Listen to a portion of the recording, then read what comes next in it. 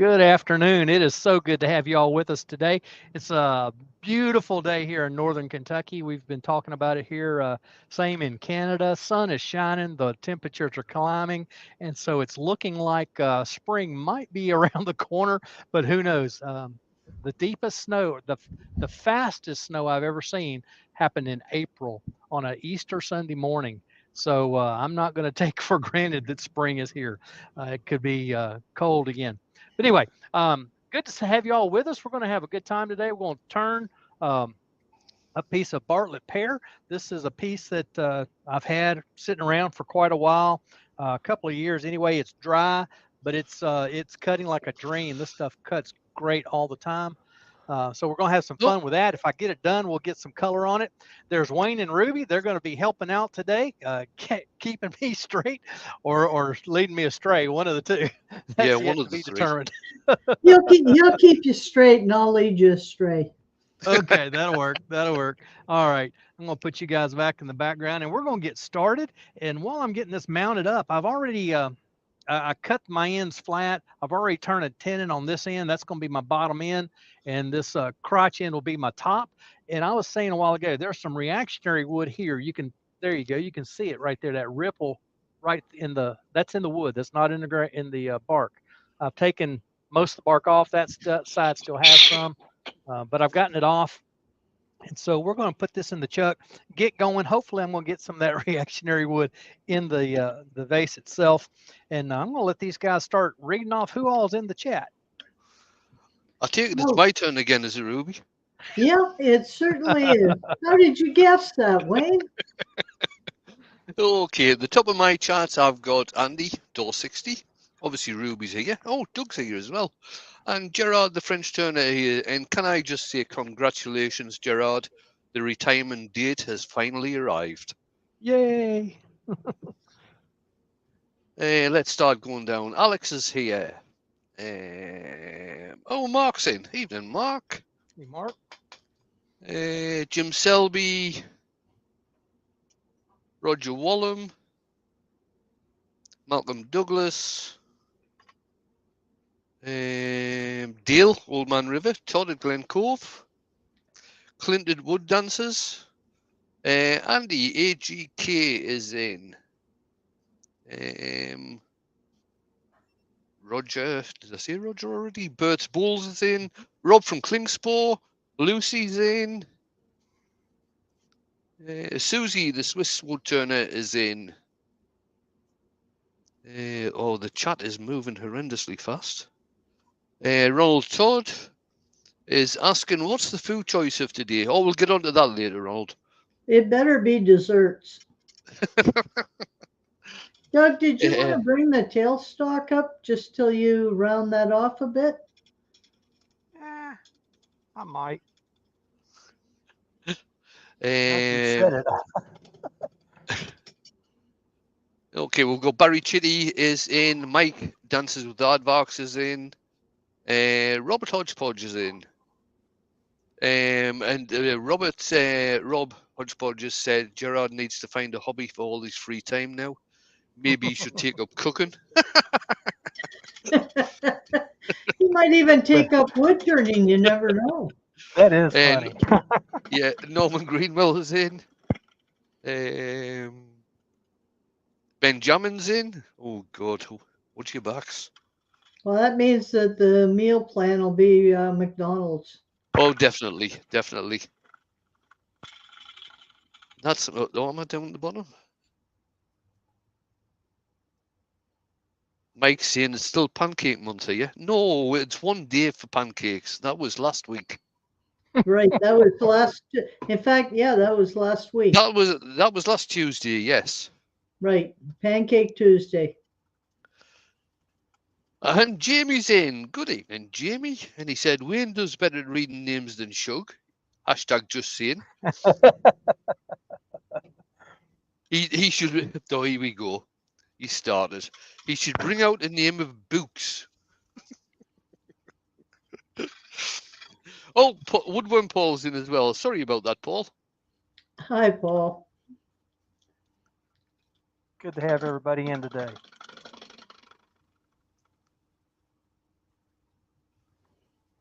You read them too fast, Wayne. Yeah, obviously did. Must have missed some.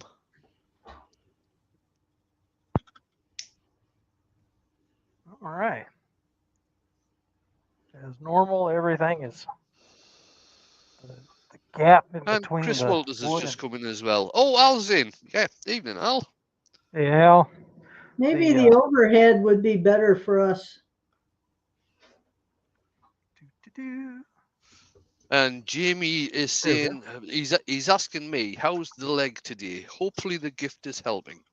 I'll show the gift tomorrow night. Everybody knows, or at least everybody who watches my lives knows that I had a bit of bother with my right knee over the past few weeks, and I've got very supportive friends. So Jamie sent me a gift. So I'll show you what the gift is tomorrow night. I'll not say what it is. I'll just show you tomorrow night. Okay. Well, I thought you were going to tell us that your supporter friends were walking beside you, one on each side to hold you up. Well, they could have been, but they didn't bother traveling up here to do that. I've got So a they suspicion I know they what weren't it is. that supportive then. And Ben is I'd have saying, come over and helped you, but it's a long swim over to your place. it is. And Ben has said, what happened to the little lemon and raisin pancakes you used to be able to buy? You probably ate them all, Ben. And Haley's in from Wooden Burl. Good evening, Haley. Hi, Haley. I've never seen those little pancakes. And Jamie said hi to Chris Walters. And also mentioned that Andrew AGK said it's good to see you, mate. And Mike is saying, question, how did Jimmy turn a Zimmer frame? What is a Zimmer frame? It's usually called a relator. A what? Relator? It's basically a frame that you walk with. Okay.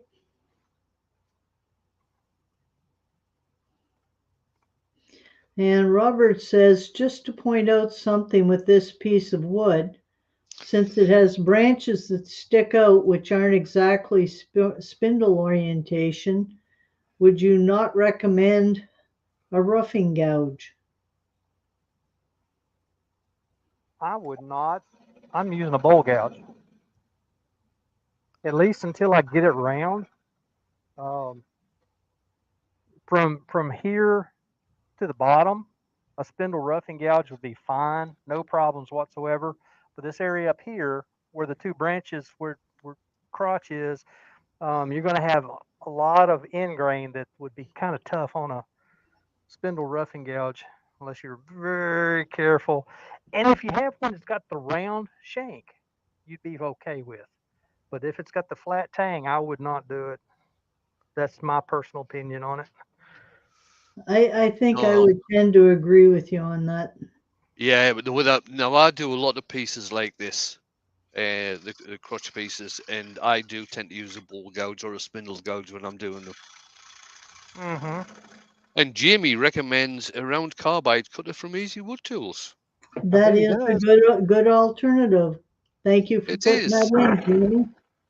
And Todd has said that he thinks that over there they call a Zimmer frame a walker. Okay, that makes sense to me. Yeah, know what a walker is. We call them walkers. That will be quite interesting, Doug. I think so. I hope so. Oh, you're Hope it's taking all the extreme. fun away, Doug. Now those pieces won't fly off. Now they won't hit me. Yeah, and we won't have to duck. Who was it? Oh, I know it was. I was talking with another Turner the other day. He was saying something about getting a new tattoo. Um, and I told him, you can have the tattoos. I'm not going to get one because I'm allergic to pain. Same way with bark. I don't like bark hitting me. Well, that's why we wear face shields. Exactly. But even Sorry, Andy Wivy Woodshed's just come in as well. Hey, Andy. Hi, Andy. When that bark comes back and hits me in the chest, it doesn't feel good. So Now, Gerard says that he's put all his uniforms in the bin. Gerard, you should have kept them. They make wonderful turning smocks. Yep, that's what Doug's wearing.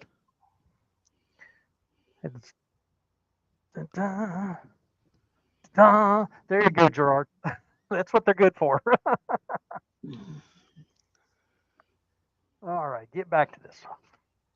Now, Robert wants to know if you're planning to cut into the voids and leave sort of a U-shaped vase.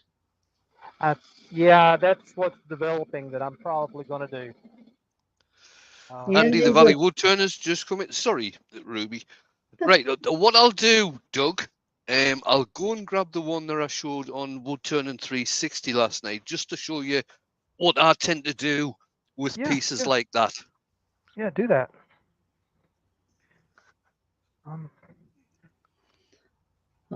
Gerard says he already thought about that, and he has a brand new one from the supplier, and he did ask for some before he left, so he has a brand new one.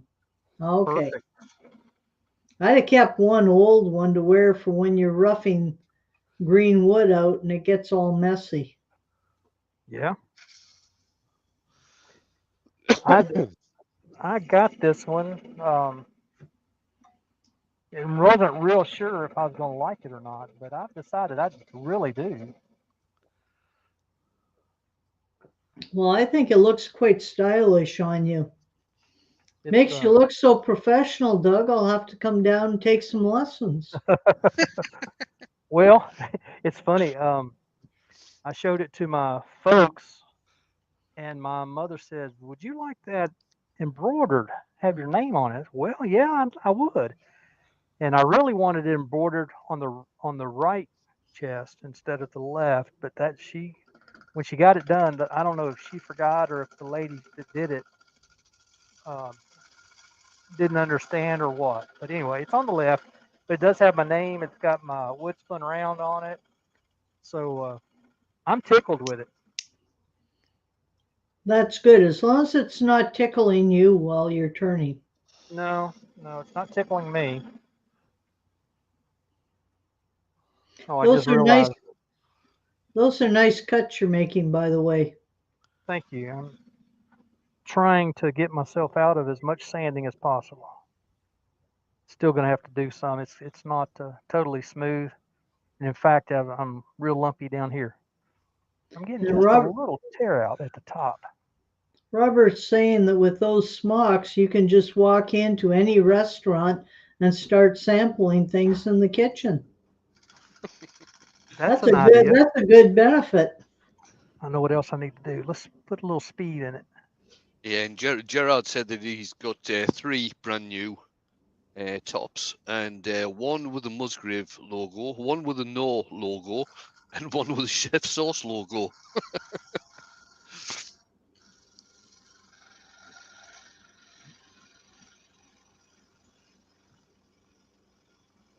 It was funny. I was looking in my cupboard the other day, and depending on who I'm representing when I'm demonstrating, I have to pick which smock I put on.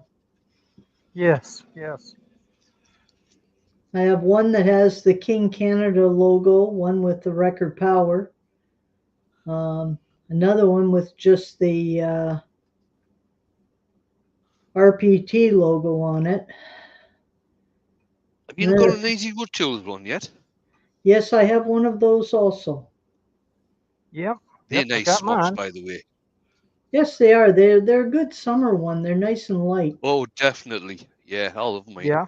Yeah. Mine's sitting right off over here to my right. It's hanging up. In fact, I've got 2 hanging on. I've got my Easy Wood tool, and I've got another black one that my brother-in-law gave me for Christmas. Susie says, regarding the food sampling, is Ben going to buy a McDonald's chef's outfit in order to get access to their kitchens? Oh, that's a much better cut, that last one.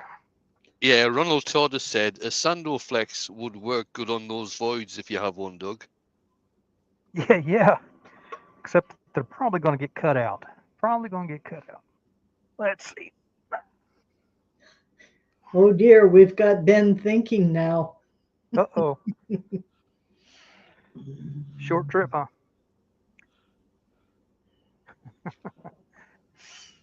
All right, let's get a little sanding done.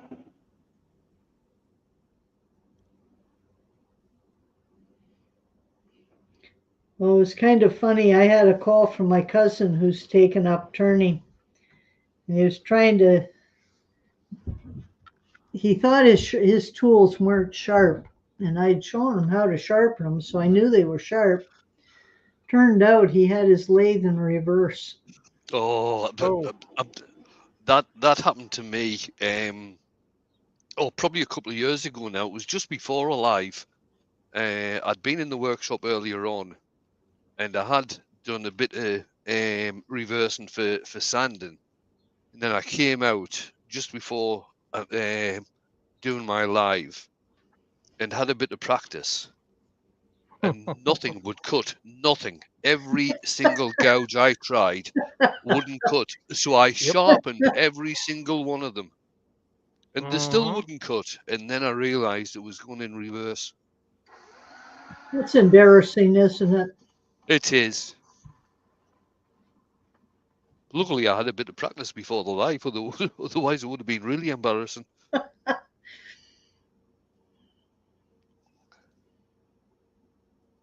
Now, Todd's suggesting that Rob come up with a sanding song. Well, and Elle would like to know, what's the height of your wood and how fast are you turning? Way too fast. 1470. I don't think that's too fast. Too fast for sanding. Well, maybe a little. Yeah. I typically sand at 5. Now, how long is that piece? About 8 inches? I'll measure it here in just a minute for you. I Is there- typically like sand. I typically sand at the same speed I turn at. Right.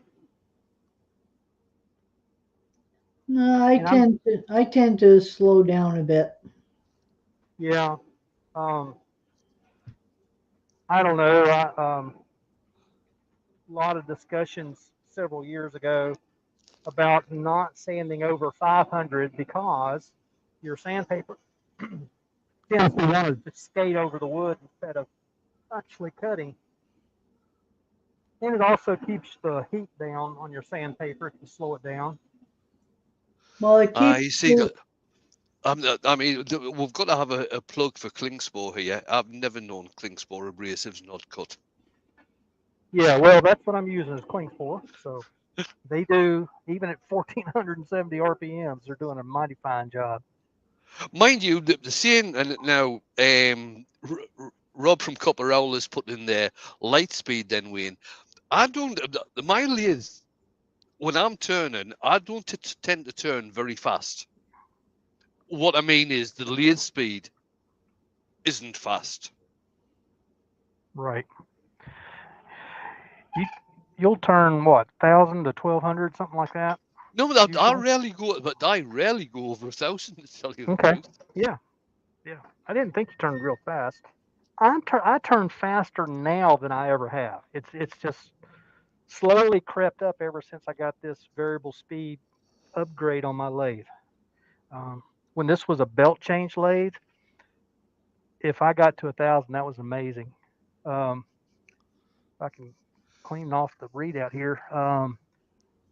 800, 900 was usually the top speed I ever got to, but I would get at a speed that was comfortable. Yeah. And that's where it would stay. I would start to finish.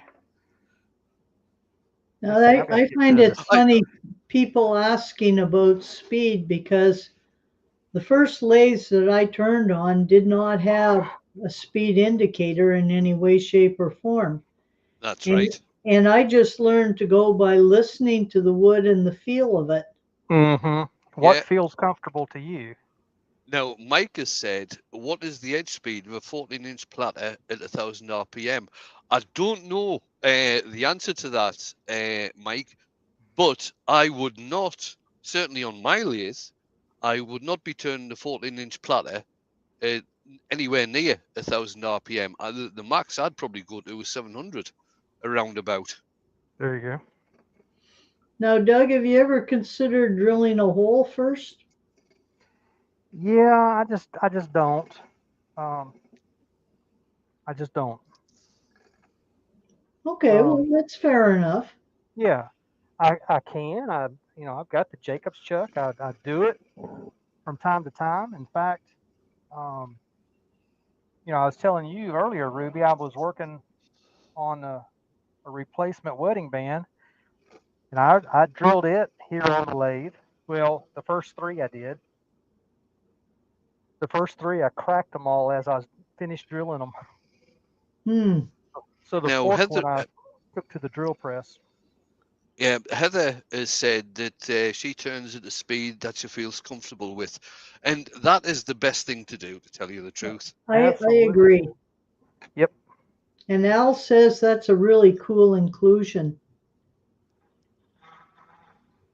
He spent a lot of time putting that inclusion into the wood, Al. Yeah, yeah. Now, this is going to be a good comparison because what Doug is doing with his vase is totally different to the piece that I'll show you later on. Well, Rob said any back hollowing today. Well, essentially, that's what he's doing right now. Kind of, sort of, not really. One of these days, when I've got plenty of time and I've got a real nice cutting, when I find a nice cutting piece of wood, it's still a hardwood, I'm going to practice that Richard Raffin back hollowing. Yeah, it's To watch him do that, just I love it. if you can practice enough and do the back hollowing that Richard Raffin does, it tends to produce a very, very nice cut. Yeah, and it's fast. This is Ruby asked a while ago how long this is. This is 7.5 inches, and Raffin. I've watched Raffin do a 5-inch deep one, and it took him like 20 seconds. It was amazing. Now, see, cutting that one, I would be cutting from the center outwards with the foot pointing to the left. Yep, like that. Right. Now, Robert Klingspo has answered Mike here with the speed of a 14-inch platter at the edge at 1,000 RPM. It's basically 18 meters a second. That's pretty fast. Yes, it is. And Dale has said the speed that he turns at is different for each piece of wood he turns. I would agree with that because the wood can differ significantly from one piece to another, even within the same species. Yes. Yeah, and especially even different size of the log. Yeah, and if you get a piece of ash which has got maybe half and half sapwood and hardwood, you'll probably find that the hardwood is heavier than the sapwood. So it might be perfectly round and everything, but it'll be totally out of balance. Mm-hmm.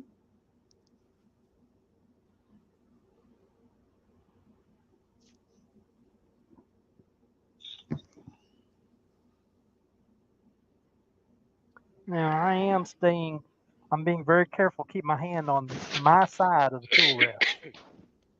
You can see that edge is, there's a good 1/2 inch variance. And it's if I got in there, it would hurt.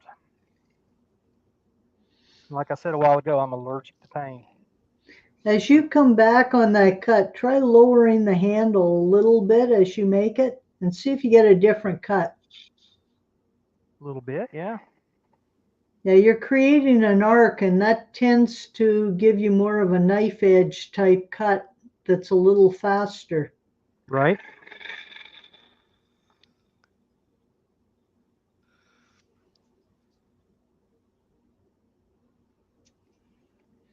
And I got a really great piece in the mail the other day. Ben Green from the southwest of England 3D printed me a gouge that's about 3-4 inches in diameter, maybe about 8 inches long. Okay. Got a beautiful about 50-degree angle bevel on it, so I can use it when I'm demonstrating cuts. There you go. Excellent, excellent. Well, And you might have Chris, seen the one Martin Sabin Smith oh had. yes, yeah, I've seen the one that Martin uses. Well, it's exactly the same one because Ben made his. Oh right, Okay. okay. Cool. All right. Now, I'm going to go to. Chris from Bailey Woodworks has put in about the 18 meters a second. It's basically 13 miles an hour. Right. And it's okay, Jamie. I won't do any deep hollowing with that gouge. Now, Ronald Todd have said, I think the faster you sand, the more heat you build up. Keep that in Exactly. mind. See, I always find that it all depends on the finishing cut. If you've got a fairly decent finishing cut, you don't tend to do, or I don't tend to do, a lot of sanding. True. It's maybe a couple of passes with each grit, so the it doesn't really get a chance to heat up. Well, when I turn, I try and make the cleanest cut that I can so that I can start with the highest grit possible. Sorry, Rob, that means I don't always use all the grit. Wayne, you may remember way back, it's been several years now, I guess. I sent you a message asking you about the grits and how quickly you seem to go through the grits. But your explanation was exactly what you just said, that you try to get a good cut so that you don't have to do a lot of sanding. Exactly. Don't have to spend a lot of time at the low grit. And that's kind Well, of what I like to do, but I still like to go to my lowest grit so I get a good uniform surface to finish later. well, like May not, Rob says, he likes to practice finish cuts before it's time for the finish cut. Yep. absolutely. And you just get this feeling of personal satisfaction when you see a really nice cut come off the tool. Yeah. I have gone to my number one hollower here, so I'm just Yeah, trying to get some wood out of the middle. there's been a couple of comments. Jamie said speed is your friend. I'll come back to that one in a minute. Andrew from AGK has said, now you're talking, Doug. My favourite tool there, and I've got to admit it's one of my favourites as well. Yep. I'll agree. Shug's favorite too. Oh, I guess Shug is really jonesing over the parting tool now, isn't he? Jake, I remember Jamie. Sorry, Ruby. I remember Jamie one time. We were in a chat room, and Jamie was turning a hybrid piece, and Mark, the gentleman, would turner, was in there as well, and Mark basically said, "Speed is your friend." so Jamie, as Jamie does, he speeded up the lathe. oh dear. Yeah, and it blew apart. And Pete from Twisted Tree has joined us. Hey, Pete. Evening, Pete. Hope you're No, it's keeping morning better. for Pete. Yeah, we're glad to have you along, Pete.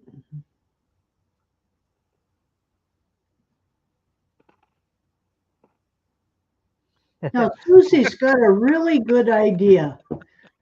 Since turners love turning but hate sanding, we could send Rob our not sanded items and he could sand during the live on YouTube. I think that's a wonderful idea. So yeah, we're getting into this inclusion or this the joint of the crotch. We're losing some of it. And that's good. That's good. And Dewey's in. Evening, Hi, Dewey. Dewey. Hey, Dewey. There we go.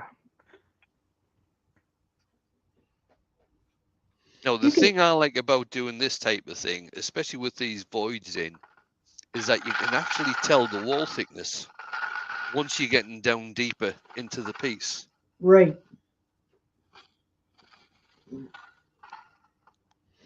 Uh-oh. Rob has crossed Susie off his Christmas card list.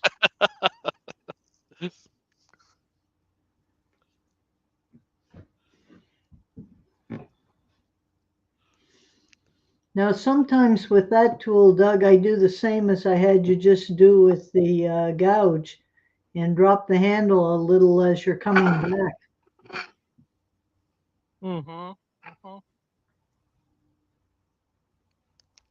Trying to get down in the center. Didn't take me long. I had about I don't know, inch and a half hole down the center that I had cut, and I was just about down to it. So I cleaned it. This thing, that little cutter, it eats some wood fast. It does. It does. Now, Jamie has said about sending unsanded pieces. Send them to the owner of Drilly in case he comes out of retirement for one last run. That's going to be a bit difficult at the moment, Jamie, because we had a bit of a chat, and the Drilly's not getting handed over until November at Harrogate. Oh, wow. You guys going to have a lot of pieces to sand by that time. Really, will be hungry. True. It keeps on shouting. Drilly keeps on shouting at me, and saying, "What's this new sandy thing you've got?" Sandy.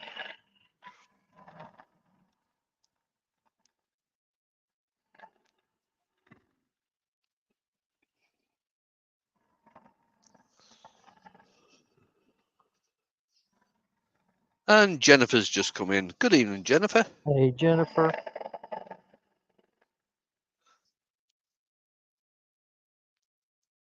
Hi, Jen.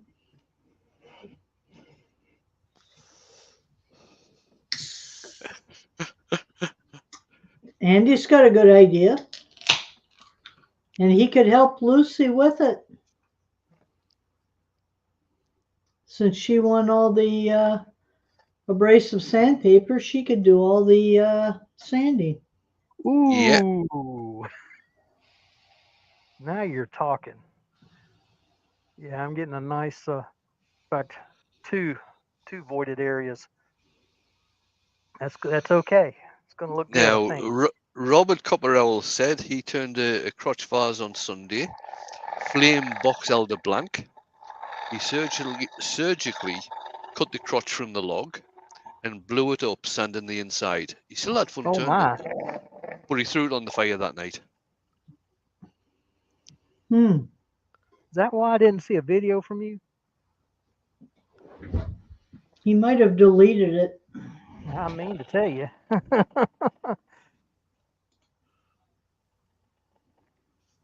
And Robert Klingspor said, sanding gives you the chance to caress all the contours of the work and enjoy what you have made before you slap oil on it and give it a rub. At keep it classy. No, JP, RPT don't like all forms of turning. And Mark needs more practice than I do, so we'll let Mark do all the turning. Or all the sanding. Yeah, let Mark do all the sanding.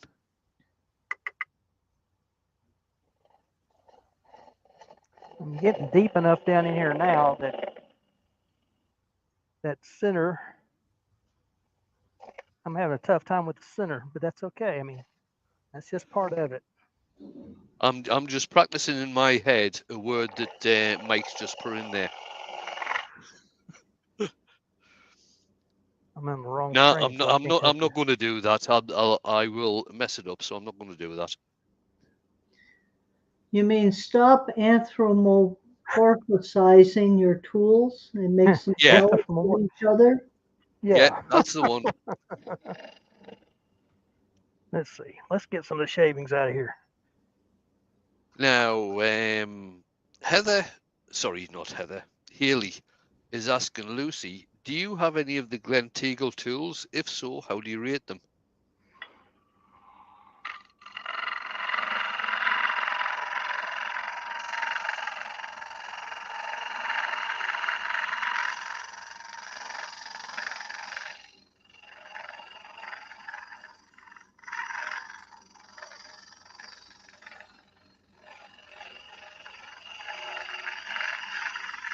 Right, Jamie said Mark needs to use all these abrasives before Mick Dew steals it all. And Rob at Klingsford has said we make 40,000 square meters of sandpaper, various formats every day. Wow. Someone likes sanding somewhere.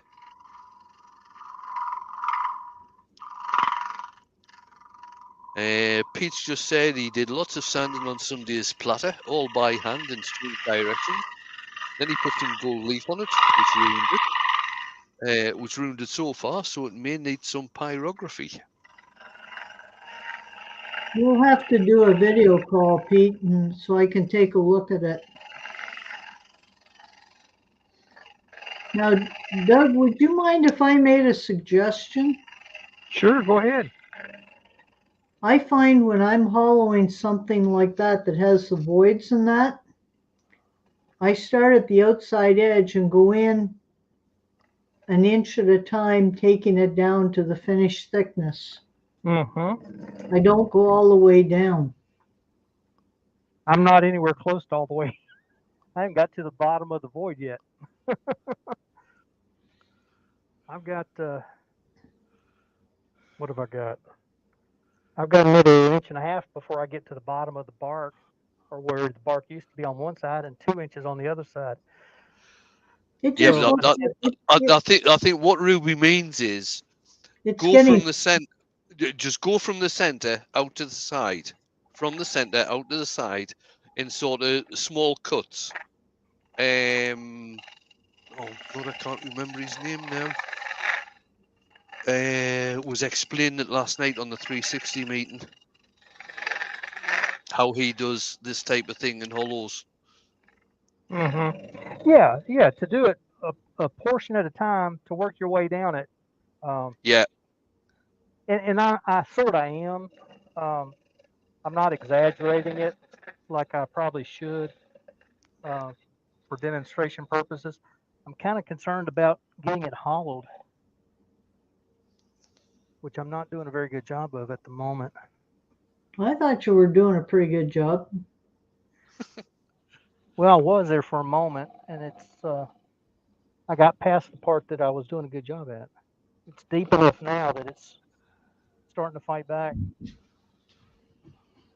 This is where you've actually got seeing as how the number one hollower is longer and it's probably got a longer handle than that scraper.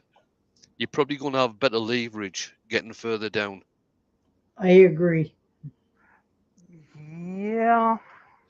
And Now, Jamie's asking, have you got the pro size I hollower? don't. Well, Okay.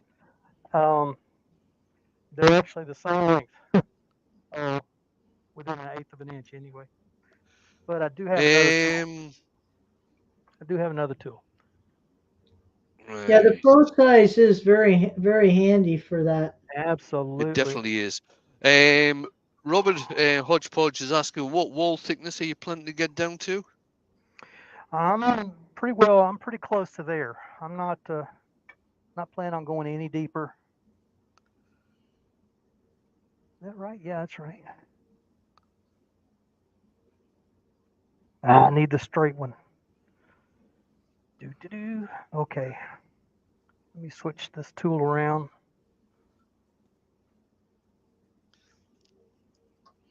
Now, Pete says that he likes a wider tool with those voids. He finds it's easier to estimate a straight cut, and he would be working from the bottom to the top.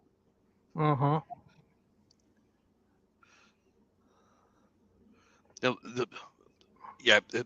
Pete's saying the right thing there, but sometimes with the smaller carbide cutters, they can actually mill out a hell of a lot of wood very, very quickly, and then use a larger circumference to actually cut out all of the ridges that the small cutters make. Yeah, yeah. I'm going to an Olin style cutter. This is one I made many years ago.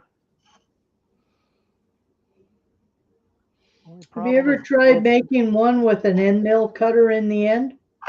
you know what? Yeah, I have. And I've got an end mill cutter that I bought just for that. The only thing I've ever used it for, I put it in my Jacob's chuck and used it to hollow out little tiny bowls.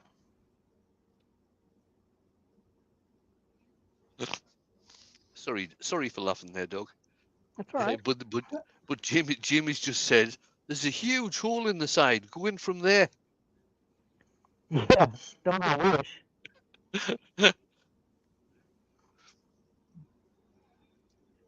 Well, Yeah, I used one like you're using and one with an end mill in the end because the carbides weren't around at that time. yes, yes. We had a. Let's try the rougher. Um, we had a thing in Worldwide Woodturners one time um, where we talked about the end mill cutter and using it as a hollowing tool and how good it works. And everybody and his brother, like we tend to do, went out and got one. I don't think but 2 or 3 people actually used it for a hollowing tool. And I would have to. Well, I don't even see it right this second. There it is.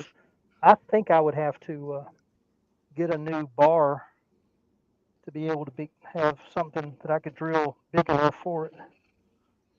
Rob suggests that you get some 24 grit in there and it would soon clean it up. I And bet. Jamie suggests that you duct tape a Dremel to the end. Well, if you're going to use a Dremel, then I'd just say use your Jacob's chuck and drill a hole.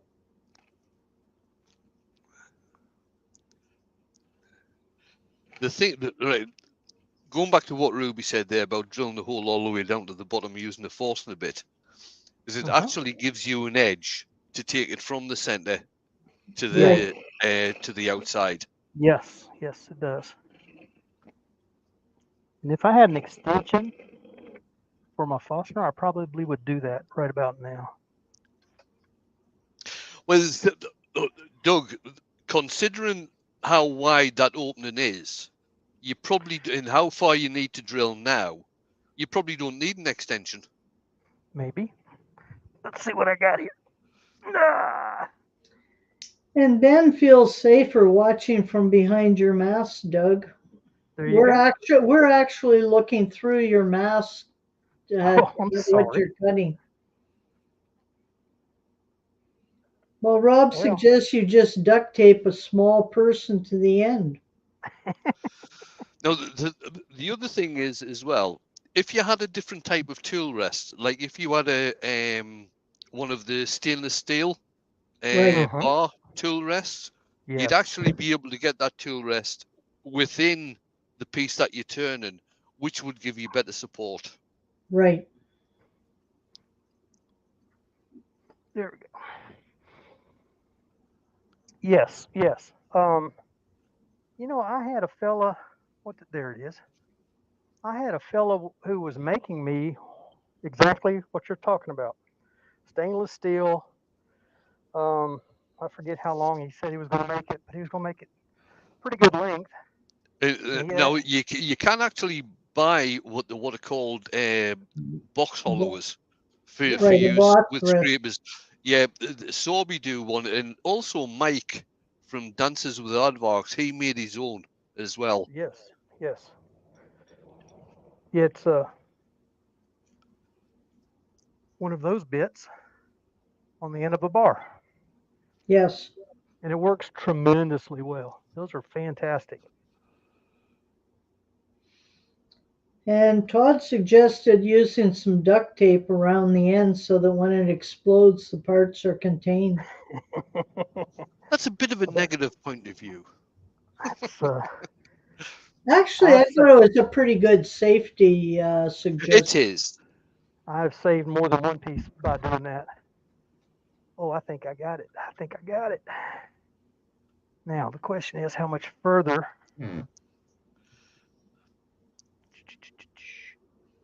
Forward to that point. No, I'm glad you're checking that. Yeah, and Mike said that flat tool rest is coming useful for lots of things as well as box hollowing. Yeah. Yeah, box rest is great. Okay, we'll turn that on and we'll slow it down. Last thing I want to do is overheat this Fosner bit. It's not the best thing in Yeah, the world around anyway. about now. Certainly, when I'm doing any drilling with Forstner bits, I never go above 500. Right. I was doing some duck calls, deer calls, those kinds of things at one time, and took a 3/4 inch hole being drilled. And one of the guys that was working with me doing some himself, between the two of us, we were going through a bit, at least one bit every week. Come to find Wow. out, we were drilling our holes way too fast.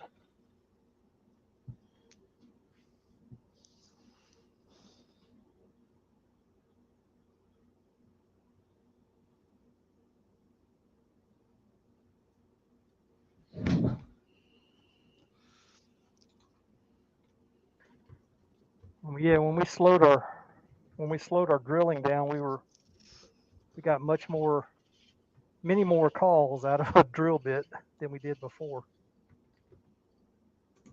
We actually made some money off of them too. That was the best part of it.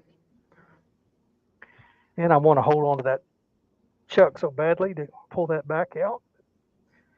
Can't.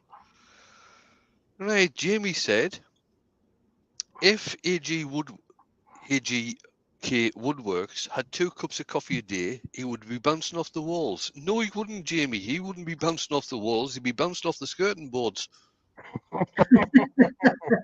I was thinking the same thing. You'd be bouncing off those baseboards. I'm assuming baseboards and skirt boards are the same thing. And Yes, yeah. Chris says that he drinks 2 cups of coffee a day, and I drink about that much coffee in a year. 2 cups? Oh, come on. I'm a tea granny. Okay, I got you. I like a real good cup of tea. I've got to have 2 cups of coffee just to get my eyes open in the morning. Used to be I'd make a pot about 10:30 at night, and then go to bed after I drank the whole pot. Oh, Sleep like Jamie. a baby. Yeah, I'd sleep like a baby.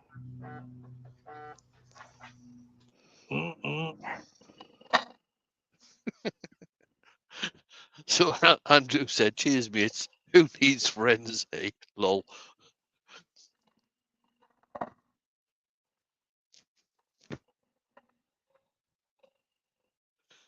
And Jamie drinks around about 4 to 5 30-ounce tumblers a day.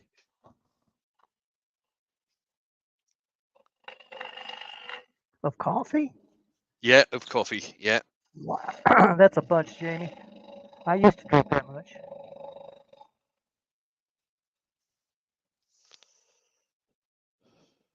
Used to drink them. I used to measure my coffee in pots. Not anymore.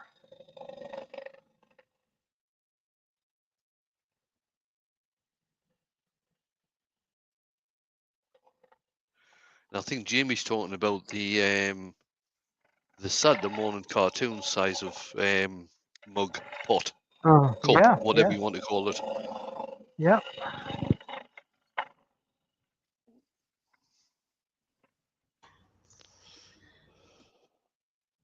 That's what I love about pear. Oh, sorry, Doug. Sorry, Doug. But Jamie said someone stole a truckload of coffee and energy drinks from the shop a couple of weeks ago. I don't know how these people sleep at night.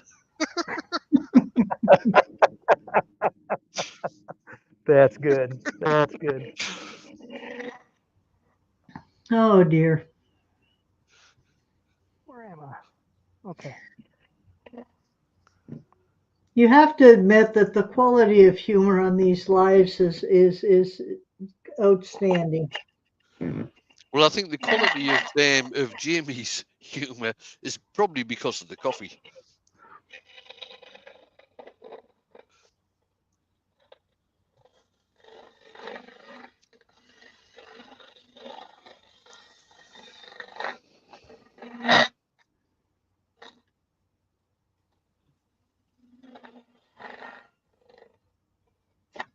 All right. We're And starting to get Gerard has said he always has a coffee before going to bed or he can't sleep. Now, I like a hot cup of tea, and if I can't sleep, then I get up and have a hot chocolate.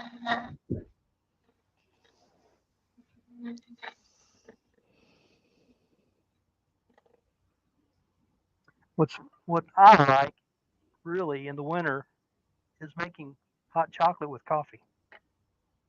That is so good. Hmm.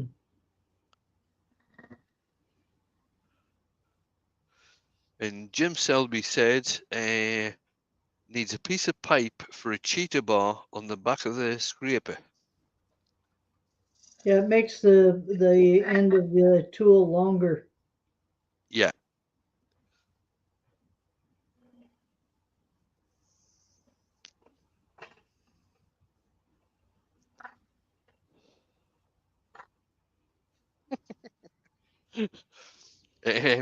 Jamie said that the two Ronnie's four candle sketch was filmed in a store not far from him called Harrington's in Broadstairs. And Todd has said 10,000 comedians are out of work and this group is trying to be funny. What do you mean trying? Now, you are keeping an eye on the wall thickness way down there, aren't you, Doug? Yes, ma'am. Yeah, I'm working on Okay. the center right this second, but I'm going to go back to my number one. That big finisher, the full size finisher, is getting a big grabby down in the bottom. And this one may, but not as bad.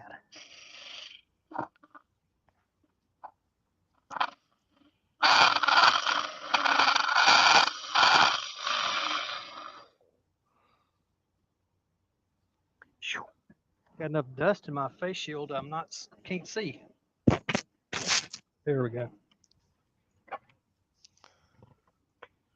And if I can't see, you guys can't see.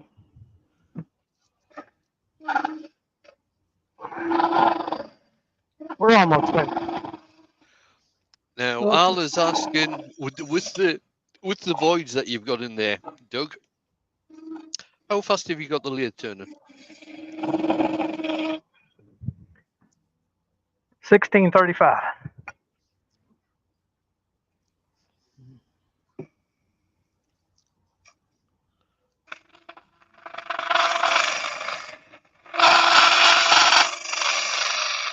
But I am well down beyond the void. So we're just coming up on 5.2, Doug. okay. So we're probably not. Well, what am I looking for? Wrong place. We're not going to get this colored today, but it's you can see where we're going.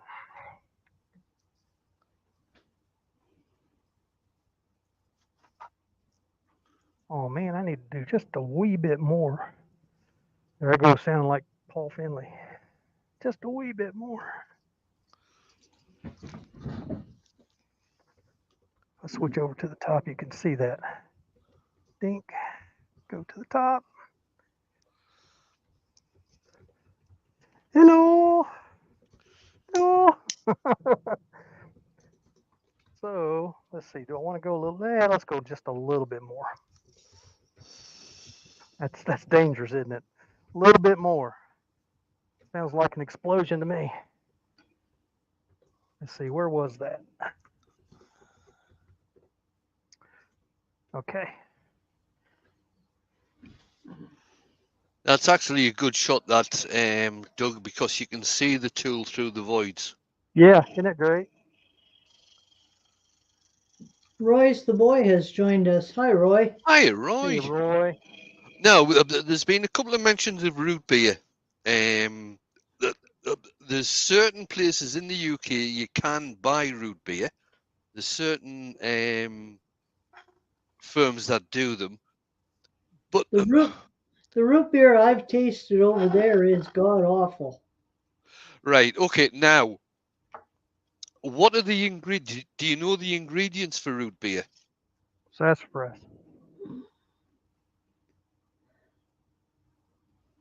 I would sand that out, Doug, rather than try to turn it out because you are getting very thin in that area.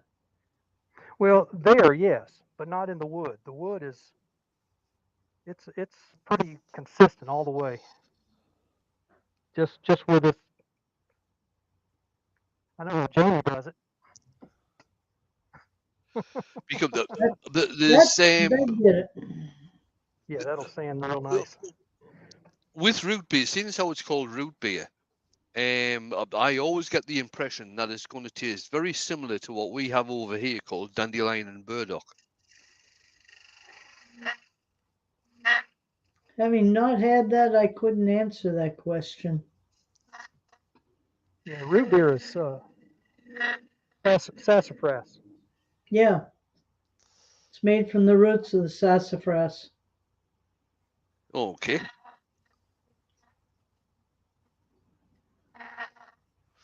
And Chris Walters is asking you, Doug, how you been doing?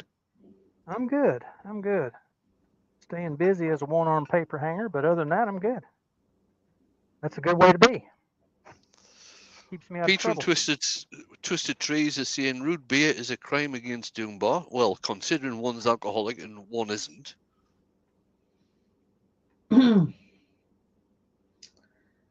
Oh dear.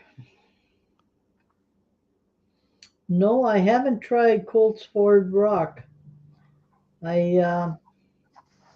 I'd never heard of it until now.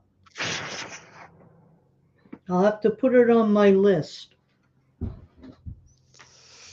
Right, Alex is saying ingredients in early and traditional root beers include allspice, birch bark, coriander, juniper, ginger, wintergreen, hops, burdock root, dandelion root. Yep, dandelion and burdock. There you go. We'll put this back in. There's a right there. There's a ridge. Y'all can't see it, but it's a pretty stout ridge. I went over it and didn't come back to it and clean it up. But anyway, just a little more cleanup there, a little bit of sanding, and then my intention is, well, I'll clean up this edge and this one. This is the one it was so thin, but I broke it out.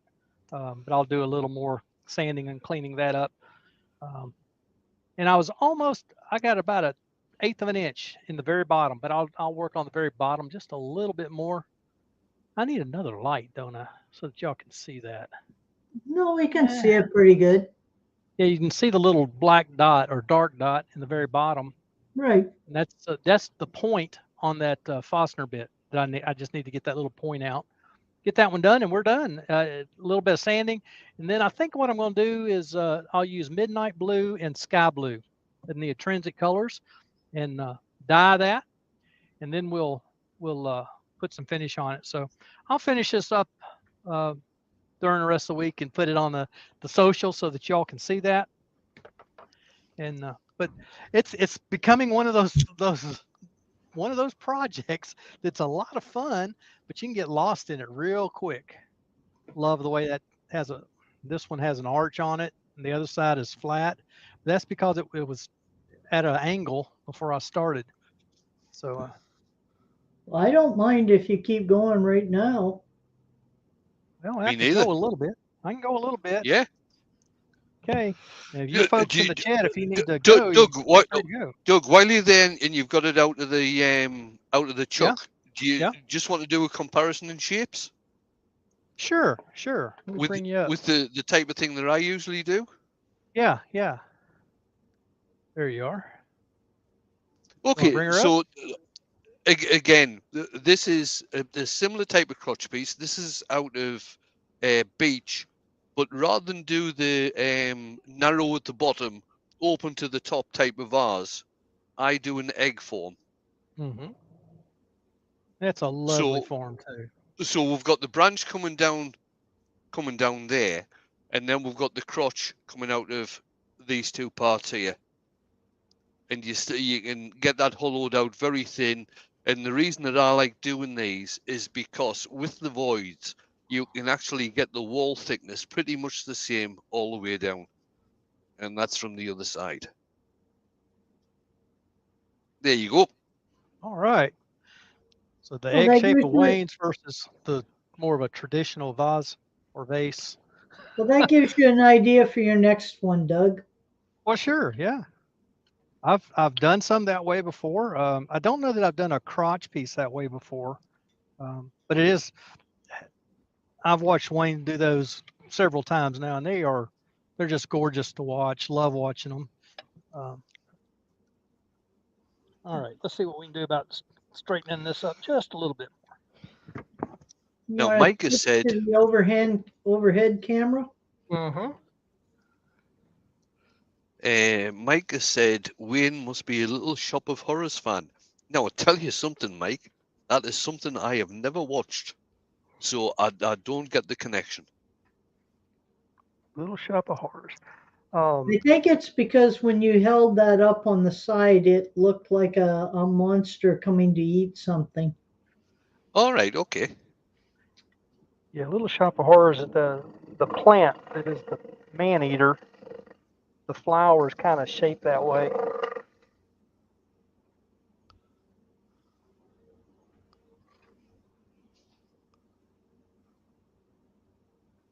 Now back to Al's question about speed with the voids in it. That speed lets me get by those voids without too much issue of dropping down into it.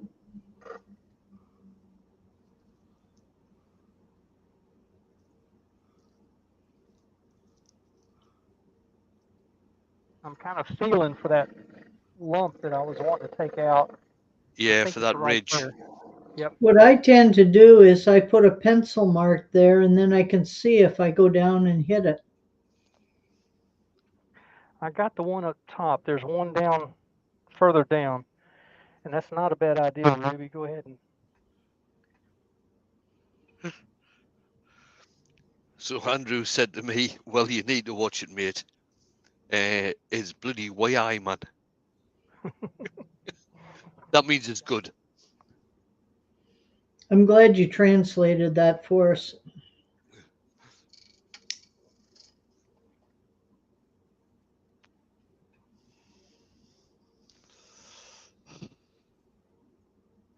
These I are. think it was last year at some point. As part of Andrew's job, he does quality control in different factories, and he was up in the northeast, and people kept saying or coming out with comments that I use quite a lot.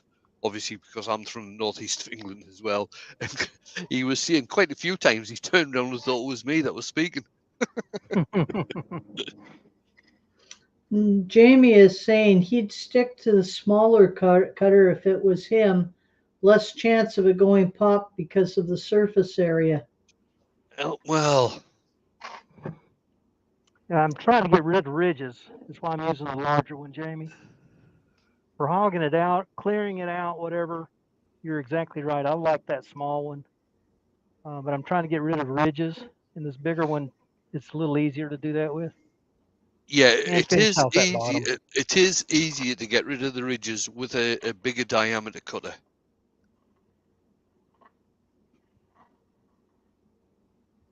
Here we go. I think I'll come up through here one more time.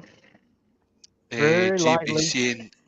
JB saying AGK doing quality control. Laugh, laugh, laugh. Was he making sure they were doing funnels? Lol. There was a lot of mention about funnels on Jamie's premiere last night. I take it either Jamie or AGK have been in a chat where somebody's been doing some turning and made a funnel out of something.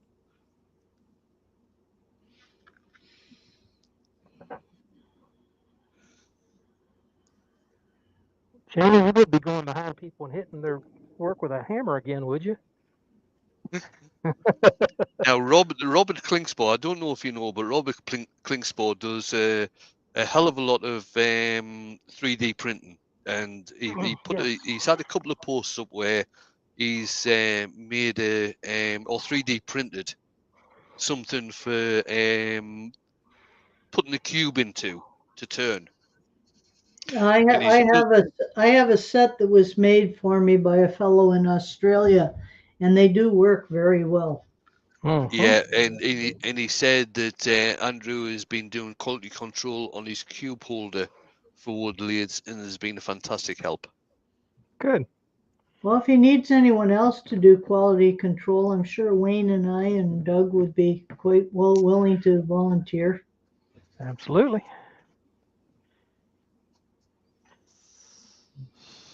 All right, just a little sanding on that edge. It was so ragged, but it's smoothing right up, no problem. Now, I don't know if he's it wasn't last. Did I do a live last week? I can't even remember. No, you missed it last week. I missed it last week. Okay, fortnight ago. I don't know if you noticed that Jamie and Andrew were showing their strong hands. Yeah. Yeah, Rob made them. Okay. You're strong hands. Thanks to Saturday morning cartoons. All right. That's much better. Looks good. Get this side knocked down. I like it. A Dremel would work excellent to clean out all those sharp edges. Tell you Just what. saying. Tell you what.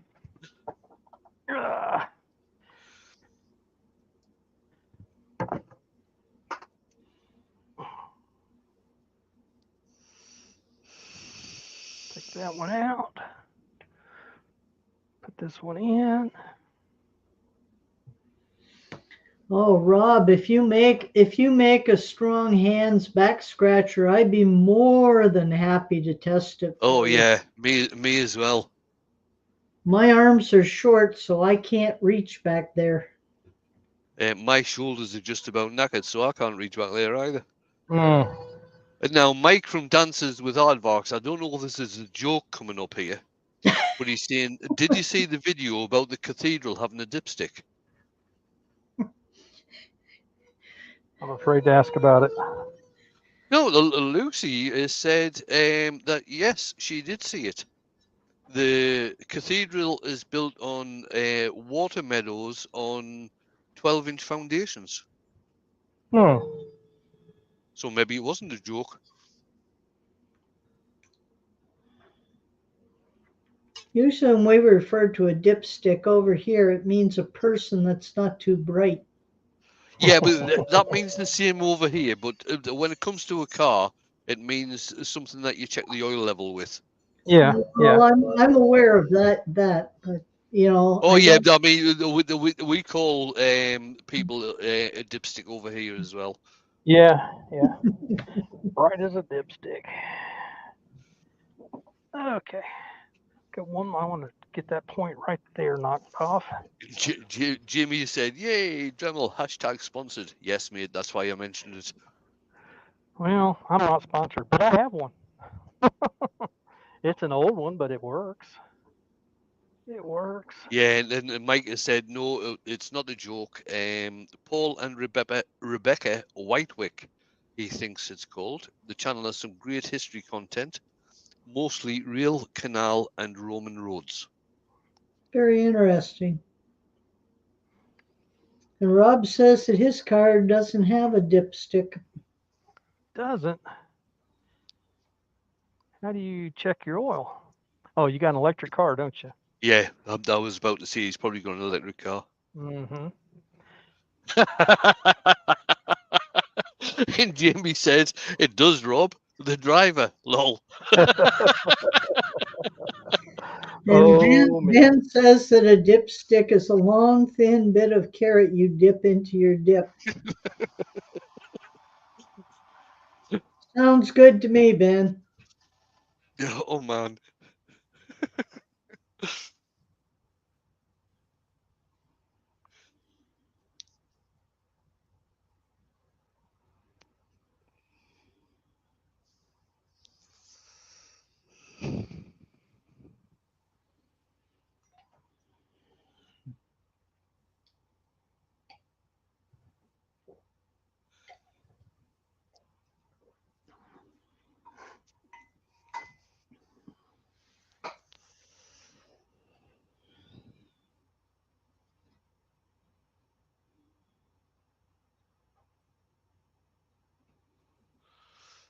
Oh, hang on.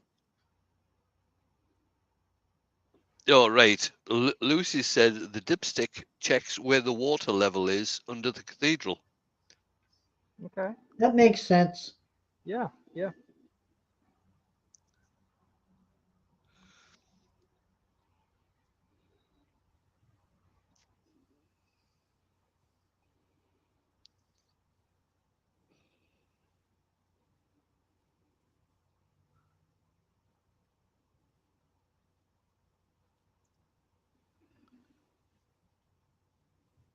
All right. Just give that a good sanding through the grits again just to make sure everything's good.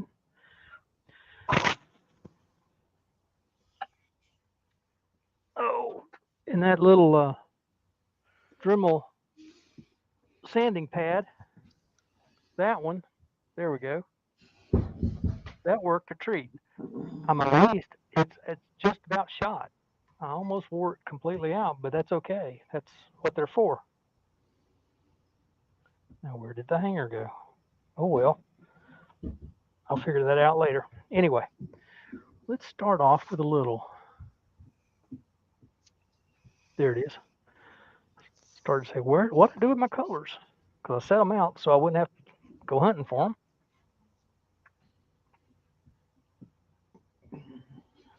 My major expensive world class airbrush here. And I say that with tongue in cheek. Now, let me ask you a question. Which Okay. color are you putting on first? Midnight blue. I'll put And it on and are you going to put it on the top or the bottom? the whole thing. And then I'm going to come back and sand it.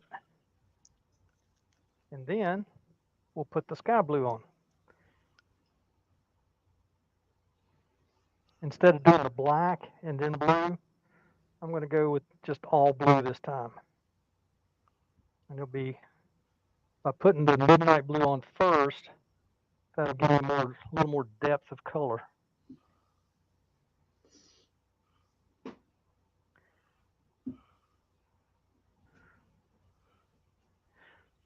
But yeah, you were thinking of more of a gradient. Is that what you're thinking, Ruby? Well, usually if you use a dark color and a light color, with artists, it's traditional to put the darker color on the bottom half and blend it into the light color on the top half. Because the darker color gives the paste more weight. Right.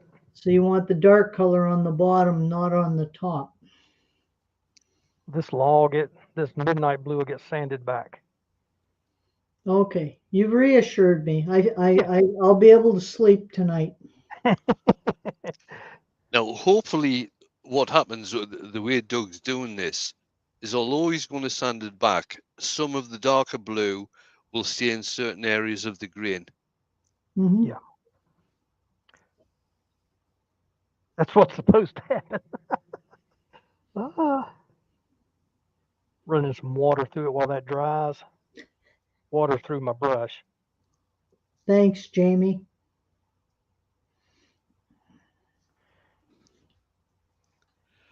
Jamie's trying to type too fast. He's making mistakes. That's very unlike him. Never seen Jamie make a mistake. Come on, there we go. All right, that's getting there. Doesn't take too long. Those intrinsic colors dry pretty quickly. It's always pretty amazing to me how quick they do dry. I'm going to go with 120 to start. Well, even if they are a bit wet, what they'll do is raise the grain. So when you sand it back, it'll become a finer finish. Sure, yeah. Oh, For anyone that doesn't do colouring, what we tend to do, especially when we're using stains and paints, is sand to at least 400. And then, like Doug's doing here, when he's knocking back the colour a little bit, is that we use the same grit of abrasive that we used before we put the colour on. I'll interject an interesting fact that a lot of people may be unaware of that I learned when I was starting out my career as a commercial turner. When you turn things like newel posts and balusters, you never sand higher than 120.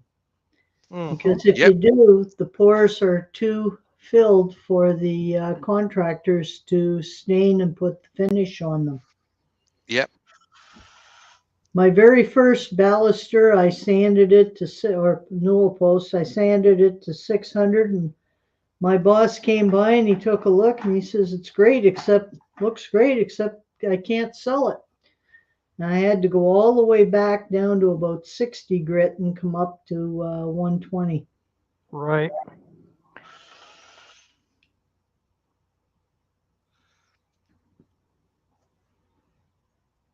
There we go. See what that looks like now. Should be about right. Yeah. You just left a little bit That top right corner bothers me. right there. Yeah, there and on Yeah. the other one. Actually, it's got some, yeah, on both of them, the very top, some ridges there that I think I want to get out. I was just thinking that when you said that, Ruby.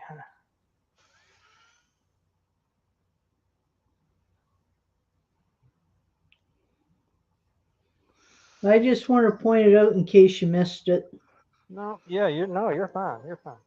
Now, Pete has said a similar thing to what Ruby has just said. Now, the way that I do it, I mean, I've done Martin Saban Smith's finishing course.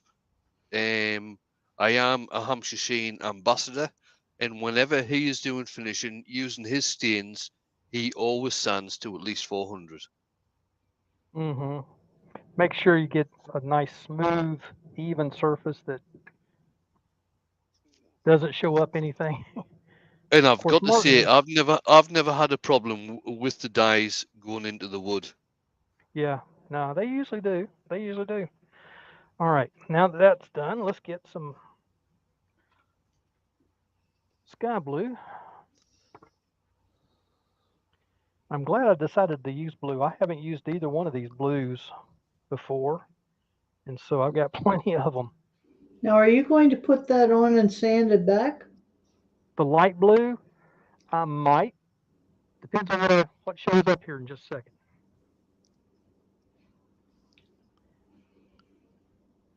I may sand it back, or at least at some areas, and then do it again.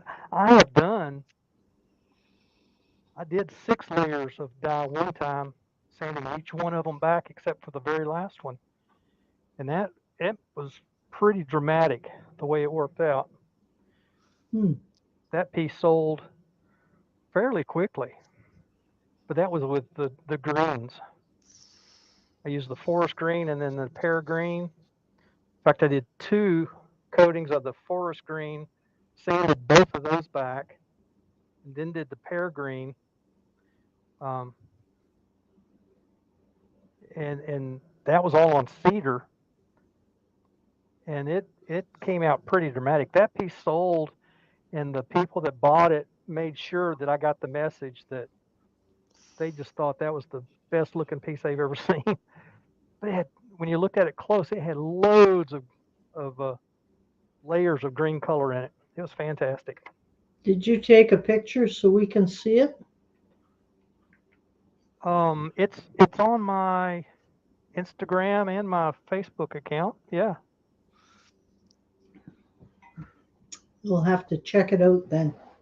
Yeah. It's a green. It's one of the vases, similar to what Wayne does most of the time. Large bottom, thinner at the top.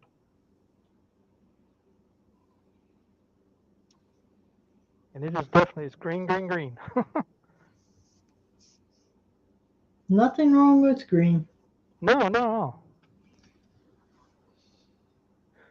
I almost used all my green up and did use my black up doing some of those things. And so when Martin was coming out with his the news, when he changed sizes, I bought some of the larger bottles. So I'm tickled to have those. Let's see what it looks like. It's still wet, but there is some variance there that I'm liking. I need to put a little more on here. I think I will sand this back, slow it back down. Oh, let's see. Let's just do it by hand. That'll be fine. Right, there's been a few comments going on about certain things. Jamie was talking about his coffee mug that he uses. It's a Yeti mug, which is 30 ounce. And Lucy was asking if they work. And Jamie said there's a video somewhere of someone putting ice in one and putting it in the oven while the oven was on, and the ice was still there after 15 minutes. See, that's the strange thing about thermos flasks. You put hot coffee in a thermos flask, and it stays hot. You put ice cream in a thermos flask, and it stays cold. How does it know?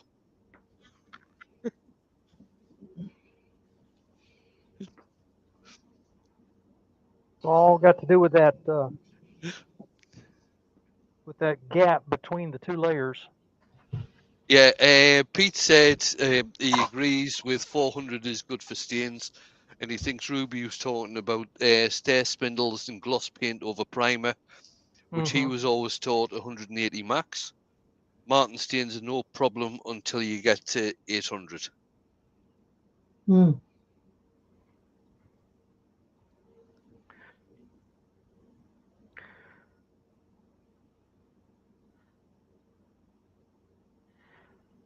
I'm not trying to get a perfect even coat. Is this the light blue again? Yes, yes. Okay. Yep. Just want to get a little more there. I sanded it again, and then I put some more of the light blue on it. And just as a comparison, I'm filling the little cup. Well, the first time I filled it up twice. This last time I just filled it up once. Went all the way around it. I just wanted to put a little more color on it. Go ahead and rinse this out while I'm at it. And Douglas and Douglas Mungan was in. I didn't see him come in, Douglas. but he's replied to me that there's an AI in the bottom of the thermos. That's how it knows the difference between hot and cold. Oh, me. Oh, Lucy's asked Jamie a bit of a personal question. Do you burn your lips on the mouthpiece, though? Oh, well, there we go. And the Antique River Woodcraft. Oh, sorry, it's Chris Nealon. Chris Nealon's just come in. Hey, Chris. Hi, Chris. Give that just a minute to dry. We'll get some sanding sealer on it. I won't change cans. This one's awful low, so I'm going to get a fresh one. Found another company making a lacquer-based sanding sealer. I'm so tickled. Are you going to put a little bit of dark at the bottom? Well, I wasn't going to. It's got a little bit of dark that I couldn't reach with the sanding right here at the very bottom. I was going to part it just behind there. Okay, so your predominant color will be the light blue. It's just it's blue. um, and I may, depending on what this sanding sealer looks like, I may build up a pretty heavy lacquer finish on it. In fact, before I do that, I want to get a cut line on it real quick. It won't take but a second. Right, Jim Selby's having to go. He's got to go and cook supper. All right, Jim. Whoa, See you what's for tomorrow night. dinner?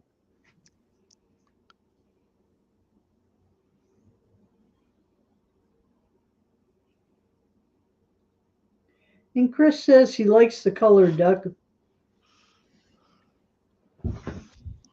Thank you. I'm always a little partial to blue. Part of that's because I'm a Kentucky boy through and through. Even when I was in high school in Louisville, Kentucky, and University of Louisville is red. They're Cardinals. And I had lots of friends who were Cardinal fans, but I was a Kentucky Wildcat fan. So a lot of my friends would go to ball games and whatnot wearing red, and I'd go wearing blue. And Morgan Calvi is in as well. Yes, and he says to tell you, Wayne, that that's called a hollow form. I don't know what that relates to. The shape of the form that's there right now. All right, okay. Now, what color are you putting on, Doug?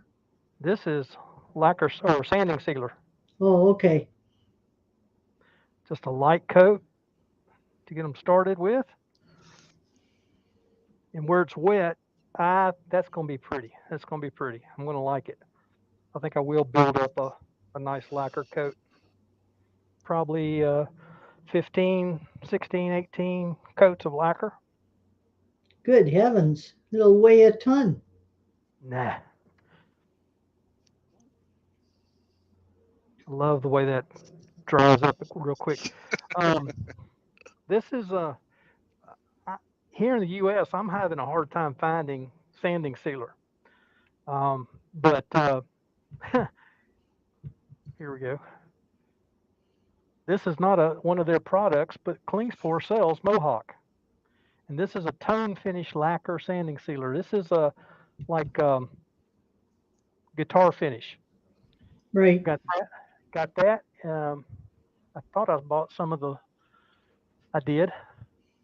Oh, got some of the. There we go. The tone finish clear lacquer. I wish you. Well, it's just too bright. You can't see it. Really crank it around the wrong way. There we go. There. Anyhow, I've got both of those, and where I can buy lacquer-based sanding sealer and the same lacquer, it's just a whole lot more expensive than this is, and so I was really happy to find it as I was going through. Have you tried Jeff Hornung with Walnut Log? I get this Mohawk for about half of what he can sell that stuff for. Okay. Yeah, no problem. Just yeah, thought I'd ask. I looked. I wanted to buy it from him. This has a different smell too. It doesn't smell the same. That's pretty well dry. I'm going to put another coat on it. I mean, if people in the UK are looking for fairly cheap sand and sealer stroke lacquer, go to Halfords. Yeah, it is difficult to find over here. Yeah, we've got a problem. Well, I don't know if I guess it does affect you all, Ruby. But California, when they outlaw something, that affects the entire country. Yeah. That's partly why we're going to, that's one reason they're pushing for all electric. California has outlawed small gasoline engines. So you can't buy a gasoline lawnmower in California anymore, Hmm. which is dumb, dumb, dumb. Um, but the cars are the same way. Now, Morgan is asking how come you didn't go closer with the airbrush? If he went closer with the airbrush, it would concentrate the color Hmm. into a smaller area and make it much denser. Much make a fine line instead of I wanted a spray. Get up here where you can see. I wanted to spread out and spray, so I got more coverage. If I put it up close, like Ruby said, I'd get it concentrated color and it'd be a little fine line. Where if I stayed back, as I stayed back, gave me a spray.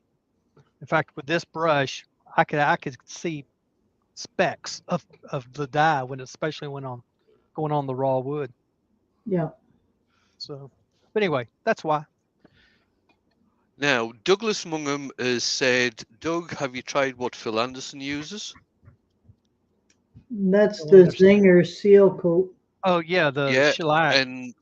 and Morgan has said that Larry Martin, the wood whirler, swears by Minwax sand and sealer. Hmm. It's a shellac as well. Uh, yeah, I, yeah, shellac is fine. It's just not. It's not as hard as lacquer. In fact, I don't like generally if it's like a just a normal bowl that doesn't, or even a vase that doesn't have these voids in it. I'll put lacquer on it, but then I won't leave it at that. I'll use my abrasive paste and paste wax over that. Um, shellac is just very, very soft, but it's a good product. It's just soft. On furniture, it's fine. It's on things like this that get handled. It just doesn't. It's not what I want. Okay, let me give that a little buff off, and then we'll put a little finish on it. Maybe you can. Maybe it'll be enough that you can see. Now, Pete suggests that if there's a small engine ban, then set up a V8 lawnmower shop in California. Yeah, it's funny. They've put a size limit on it, and basically what they've done is take all the small gasoline engines. That means all your lawnmowers, your snow blowers for the northern part of the state, chainsaws, weed eaters, and leaf blowers are what they were after. Well, they took out a lot of other things with it. So now everybody's got to go battery. Well, supposedly that's spreading across the country, but places like where I live, it's almost all rural. That's not going to cut it. The people will Nope. not stand by that. So it's going to be an interesting battle in the days to come. Hmm. And a little lacquer goes a long way. That looks so. That's the thing with lacquer. If you are going to use lacquer, and I do a fair bit, I've got to say, if you are going to use lacquer, thin coats, not Yeah, thick coats, very thin coats, so it dries fairly quickly, and you don't get runs, you don't get the clouding effect if you right. use very thin coats. Agree. You're right here. You've got, because I had the dark blue in there, I can see at least three different colors, even a little touch of green because of the color of the wood. A little green there, a little green along this edge right here. Um, Yeah, I mean, there's just a, with the lacquer on there, Doug, at the moment you can see the different shades that are coming through. yeah, yeah.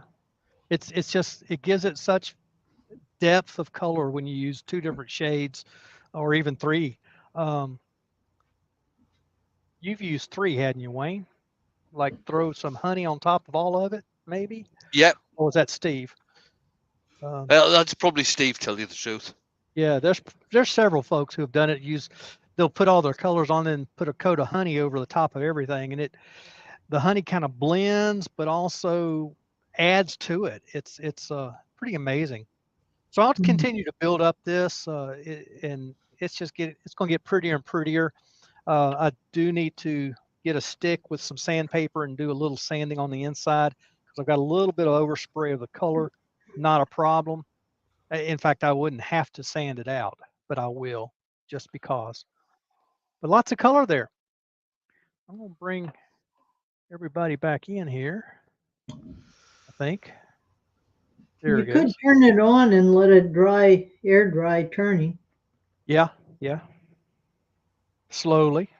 Yeah, slowly. I've got it down to that's 175 there. In fact, I can go this way to go slower. There, that's slow. That's 50. So you can That'll almost do it. almost tell time by it. Any other thoughts or questions there? Small engine, yeah. Set up a V8 lawnmower. I have a blast watching some of these lumberjack competitions, and they bring out the V6 and V8 chainsaws. Oh yeah, yeah, yeah. Have two guys Now, running it. It's hilarious. yeah. Mike said, has anyone experimented with using brush or similar on their wood turnings? And he's also put in that they are pigment crystals. Yes, I have. I have actually got brush. I think Jimmy might have some as well, to tell you the truth.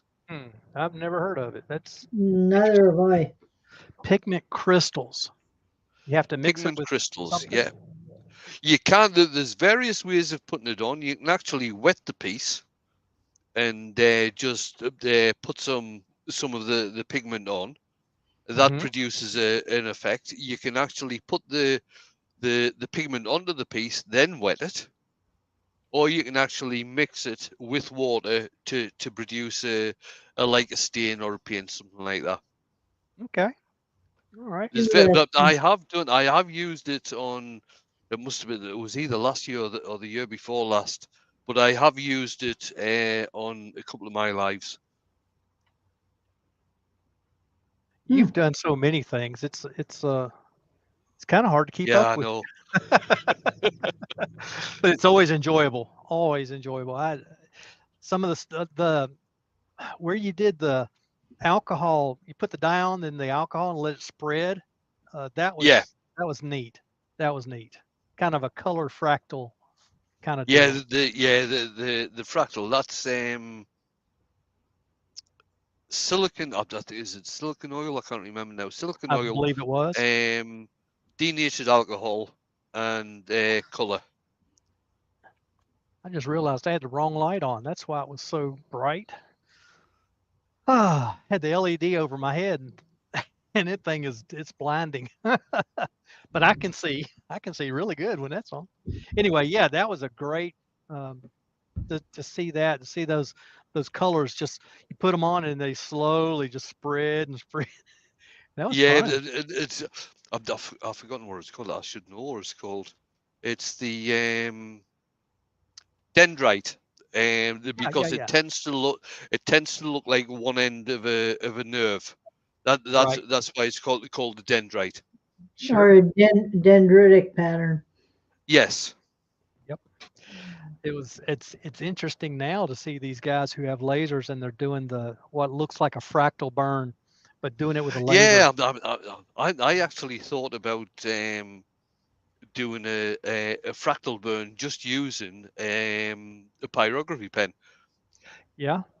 Take a while, but yeah, you could do that. Yeah, it would take a while, Yeah. but it's a hell of a lot safer than. Oh, don't you know? Oh my goodness. I never have thought that was very I just don't even No, look at it anymore. Well, you know it's what? not. I've got a setup for doing the fractal burning, and I'm not within 6 feet of the piece when I turn it on the way I've got it set up. I understand. Yeah. There are some folks who have it set up that way, and that makes a little more sense to me. And But golly, it's totally safe the way I have it set up. those guys who have one electrode in each hand and they're sticking No, it to the wood, No, that no. scares the hound out of me. that's One, Yeah. like the people that put their finger into a wall plug. well, I did that as a kid. That's what's wrong with me today. just to see what the effect is. Yeah. Oh, Yeah.